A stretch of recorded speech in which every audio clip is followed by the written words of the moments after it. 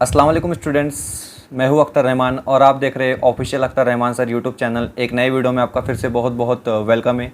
आज के इस वीडियो में हम निज भाषा के क्वेश्चन आंसर देखेंगे। पिछले वीडियो में हमने निज भाषा का सरल अर्थ और उसके बारे में डिटेल में मालूमात हासिल की थी, क्योंकि किताब के पीछे जितने क्वेश्चन हैं उतने क्वेश्चन से ज़्यादा ही क्वेश्चन एग्जाम में पूछे जाते हैं। तो हम निज भाषा को लेकर आज क्वेश्चन आंसर का ये जो सेशन है हमारा, यहाँ पर हम मतलब कविता के अंदर से जितने भी सवाल जवाब बनते हैं वो तमाम सवाल जवाब के क्वेश्चन आंसर इस वीडियो में हम आज करने वाले हैं। वीडियो में आगे बढ़ने से पहले अगर आप हमारे चैनल पे नए हो तो प्लीज़ चैनल को सब्सक्राइब कीजिए, साथ ही साथ बेल नोटिफिकेशन को ऑन कीजिए ताकि आपको आने वाले वीडियोस की नोटिफिकेशन जो है वो आसानी से मिल पाए। और अगर आप हमसे जुड़ना चाहते हो तो डिस्क्रिप्शन में जाकर आपको हमारे टेलीग्राम और व्हाट्सएप ग्रुप को ज्वाइन कर लेना है, जहाँ से आपको तमाम शासन निर्णय परिपत्रक वक्त वक्त पर देखने के लिए मिल जाएगा। तो आइए शुरू करते हैं।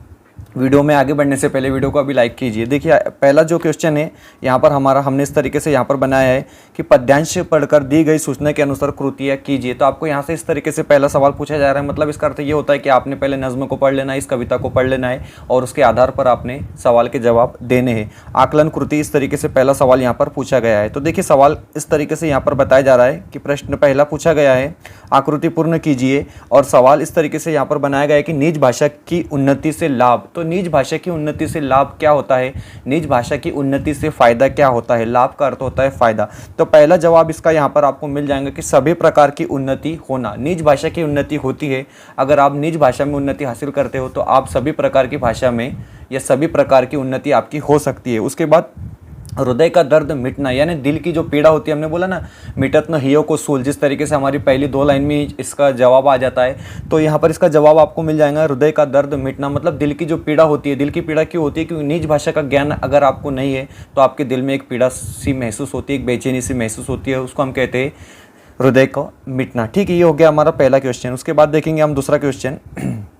प्रश्न दूसरा इस तरीके से यहाँ पर हमने बनाया है कि देखेंगे संजाल पूर्ण कीजिए। तो जो भी आपको आकृति यहाँ पर दी गई है उसको आपको पूरा करना है। पहला सवाल ये है कि हृदय का दर्द नहीं मिटता। अब दिल की जो पीड़ा है, दिल की जो बेचैनी है वो कब तक नहीं मिटेंगी? इसका जवाब इस तरीके से है, जब तक आपको अपनी भाषा का ज्ञान नहीं होता है। मतलब अपनी भाषा के ज्ञान के बिना, जब तक आपको आपकी भाषा का मतलब मातृभाषा का ज्ञान नहीं होता है, तब तक आपके हृदय का जो दर्द है वो नहीं मिटता है। उसके बाद सेकंड क्वेश्चन यहाँ पर बनाया गया है, निज भाषा से होती है।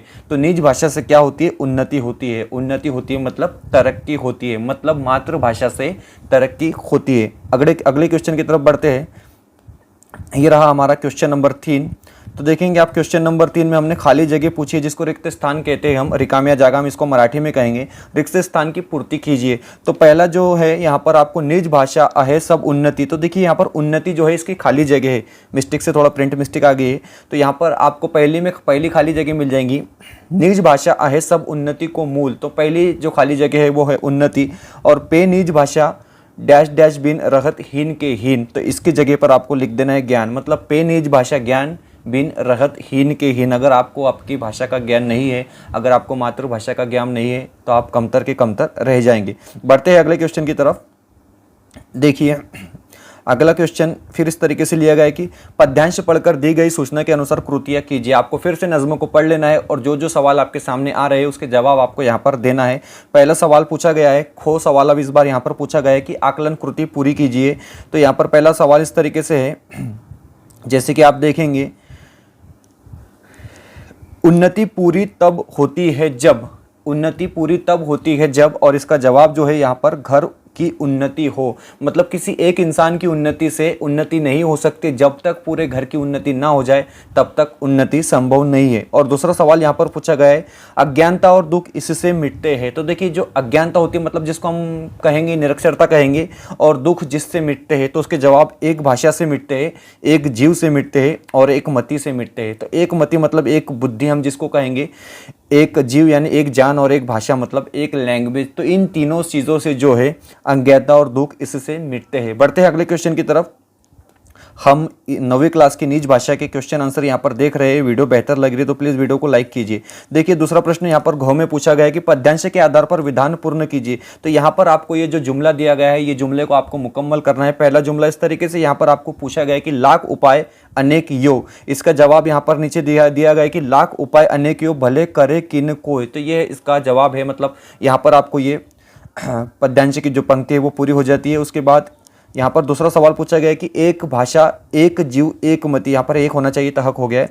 तो एक भाषा एक जीव एक मति सब घर के लोग, इसका जवाब है एक मति सब घर के लोग। बढ़ते हैं अगले क्वेश्चन की तरफ।